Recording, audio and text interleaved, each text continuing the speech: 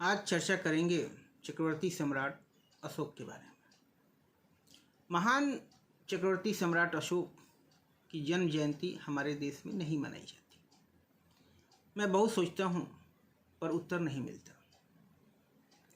मिलेगा कहाँ से? जब पहले वामपंथी इतिहासकारों ने हिंदुओं को नीचा दिखाने की कसम जो खाई थी, जिस सम्राट के नाम के साथ संसार भर के इतिहासकार महान शब्द लगाते हैं, जिस सम्राट का राज चिन्ह अशोक चक्र भारतीय अपने ध्वज में लगाते हैं, जिस सम्राट का राज चिन्ह चार मुखी शेर को भारतीय राष्ट्रीय प्रतीक मानकर सरकार चलाते हैं और सत्यमेव जयते को अपनाया है, जिस देश में सेना का सबसे बड़ा युद्ध सम्मान सम्राट अशोक के नाम पर अशोक चक्र दिया जाता है, जिस सम्राट के पहले या बाद में कभी कोई ऐसा राजा या सम्राट नहीं हुआ जो अखंड भारत, जो आज का नेपाल, बांग्लादेश, पूरा भारत, पाकिस्तान और अफगानिस्तान जितने बड़े भूभाग पर एक छत्र राज किया हो।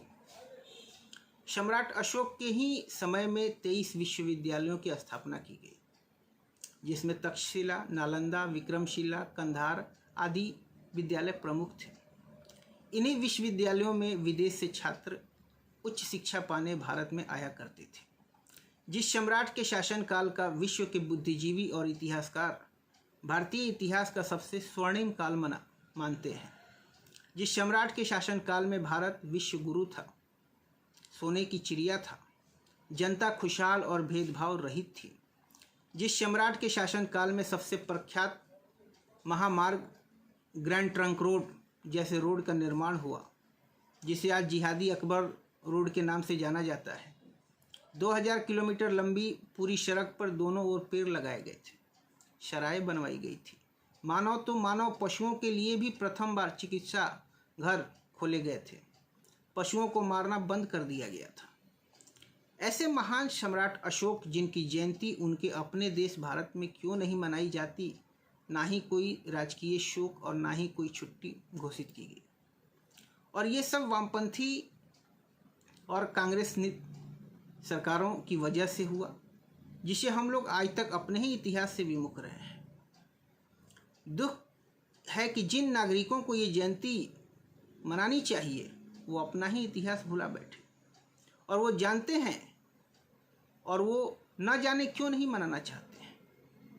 सम्राट अशोक का परिचय, जन्म उनका 14 अप्रैल को हुआ था।